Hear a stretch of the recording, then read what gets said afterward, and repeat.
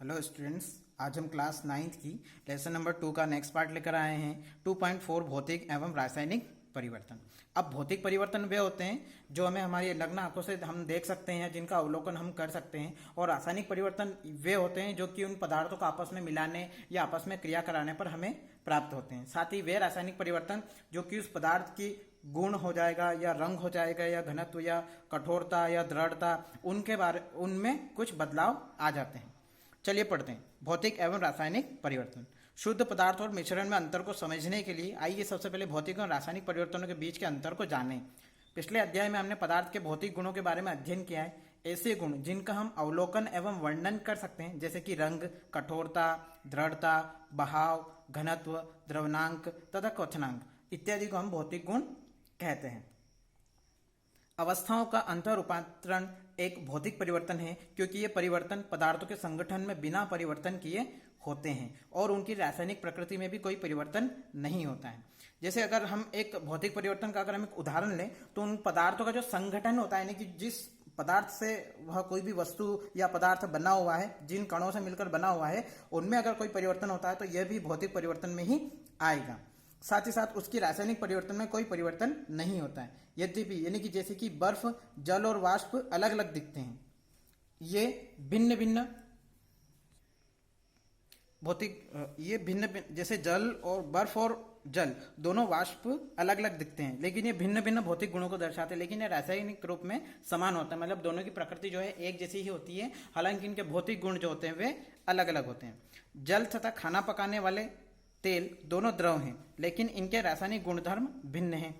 इनकी गंध और ज्वलनशीलता में अंतर है। जैसे जल और खाना पकाने वाला जो तेल होता है दोनों द्रव हैं, मतलब लिक्विड फॉर्म में अपने को दिखते हैं, लेकिन इनके जो रासायनिक गुणधर्म होते हैं, जैसे कि जल जो होता है आग बुझाने का काम करता है, वही जो तेल होता है वह आग ज्वलनशील है, यानी कि वह आग लगाने का काम करता है। तो ठीक उसी तरीके से हम जानते हैं कि तेल हवा में जलता है, जबकि जल आग को बुझाता है। तेल का यह रासायनिक गुण जल से इसे अलग करता है। जलना एक रासायनिक परिवर्तन है। जलना, किसी का दहन होना, यह एक रासायनिक प्रक्रिया है। जलने की प्रक्रिया में एक पदार्थ दूसरे से क्रिया करके अपने रासायनिक संगठन में परिवर्तन लाता है। रासायनिक परिवर्तन पदार्थ के रासायनिक गुणधर्मों में परिवर्तन लाता है तथा हम नया पदार्थ पाते हैं। रासायनिक पदार्थों के आपस में मिलने से एक नया पदार्थ का जन्म होता है या नया पदार्थ बनता है। रासायनिक परिवर्तन को हम रासायनिक प्रतिक्रिया भी कह सकते हैं। जैसे उदाहरण के लिए मोमबत्ती की जलने की प्रक्रिया में भौतिक एवं रासायनिक दोनों परिवर्तन होते हैं। मोमबत्ती का अगर जलना हो रहा है तो इसमें दोनों ही परिवर्तन हो रहे हैं। क्या आप इनकी पहचान कर सकते हैं, मतलब कौन से ऐसे भौतिक और रासायनिक परिवर्तन है जब एक मोमबत्ती जलती है? तो मोमबत्ती की जलने की प्रक्रिया में एक तो उसका फिजिकल भाग भी बदल रहा है, क्योंकि मोमबत्ती अगर बड़ी है, जिस आकार में हमने उसको जलाया है, तो जलने के बाद उसका क्या होगा, दहन होगा, और दहन होने से उसके भौतिक आकार में परिवर्तन हो जाएगा, वह छोटी हो जाएगी। साथ ही साथ और रासायनिक परिवर्तन में जो मोमबत्ती हमारी ठोस रूप में है या दृढ़ रूप में है, वह जलने के बाद लिक्विड फॉर्म में चेंज होकर लगभग एंड हो जाएगी या खत्म हो जाएगी। अब शुद्ध पदार्थों के क्या प्रकार हैं, शुद्ध पदार्थ कितने प्रकार के होते हैं, यह टॉपिक हम लोग पढ़ेंगे। पदार्थों को उनके रासायनिक संगठन के आधार पर तत्वों या यौगिकों में वर्गीकृत किया जा सकता है।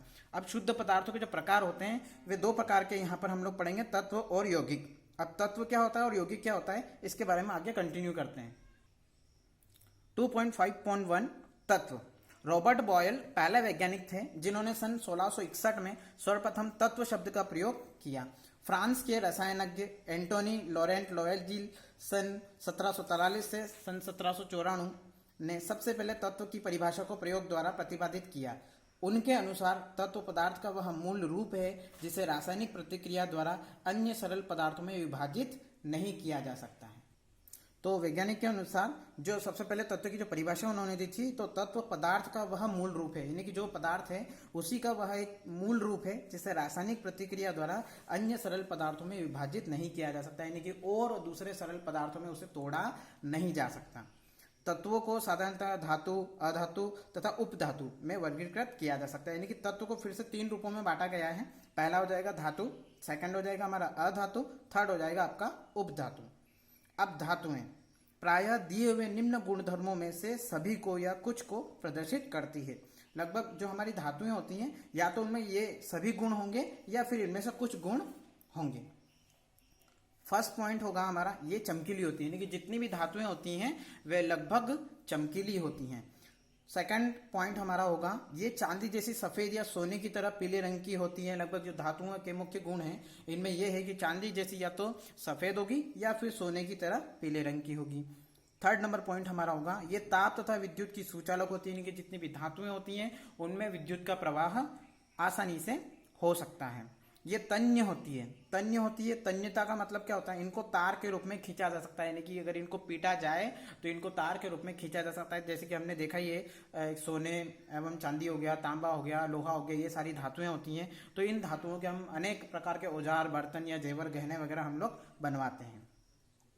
ये आघातवर्ध्य होती है, इनको पीटकर, आघातवर्ध्य यानी कि इनको पीटकर महीन चादरों में ढाला जा सकता है, यानी कि जितना इनको पीटा जाए उतनी छोटी से छोटी चादरों में इनको ढालकर हम इनको नए रूप में दे सकते हैं। ये प्रतिध्वनि पूर्ण होती है। प्रतिध्वनि, ये प्रतिध्वनि उत्पन्न करती है, यानी कि अगर इनको पीटें तो इनमें से आवाज हमें फिर से सुनाई को देती है। सोना, चांदी, तांबा, लोहा, सोडियम, पोटेशियम इत्यादि धातु के उदाहरण हैं।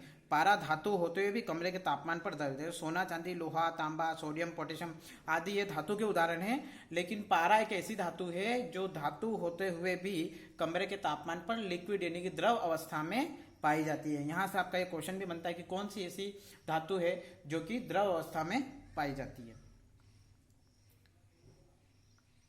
अधातुएं, अब अधातुओं के क्या क्या उदाहरण है। अधातुएं दिए गए निम्न गुणों में से प्रायः कुछ को या सभी को प्रदर्शित करती है। तो जिस प्रकार हमने धातुओं के गुणों को पढ़ा है उसी प्रकार से हमने अधातुओं के गुणों को भी पढ़ा है।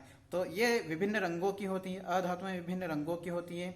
ये ताप और विद्युत की कोचालक होती है, यानी कि अधातुओं में से विद्युत का संचालन नहीं हो सकता है। ये चमकीली, प्रतिध्वनिपूर्ण और आघातवर्ध्य नहीं होती है। चमकीली नहीं होती है, प्रतिध्वनिपूर्ण, इनमें से आवाज नहीं आ सकती है, साथ ही साथ आघातवर्ध्य भी नहीं होती है, यानी कि आघातवर्ध्य यानी कि इनको पीट कर महीन चादरों में नहीं ढाला जा सकता है।